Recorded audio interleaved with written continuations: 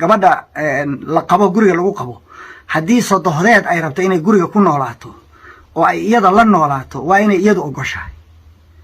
khasab maaha wiilka aniga hooyaday khasab kuma aha gurigeyga inaan keeno laakiin hooyaday inaan guri geeyaa layga rabaa inaan nolosheeda ka warhayo anigu aan degaankeeda ka mas-uulahay anigu marka waa inaan guri u kireeyaa maxaa yeelay gabadhaanu gurigan iyadaa boqorad ka ah haddii diido inay cidi u timaado laguma khasbi karo waa in la baryaaliya in adeeray walaalay wax kale ma haysto lacag la-aan ba ay haysaa hooyaan iyama kuu keeno xogahayna la joogto mar kalaan kaa kaxayn doonaa sheeka noocaasa hooyana markay gurigeyga timaado oo hooyaday ay gurigeyga joogto gurigan amarkiisa iyo nahyigiisa shuqul kuma ay laha waxna kama khuseeyaan islaam baa boqorad ka ah iyadaa ka ah toora ah in arrintaas si fiican loo fahmaa loo baahan yahay iyadaa ka ah meeshaan boqoradda madaxda ka ahi waa gabadha guriga lagu qabo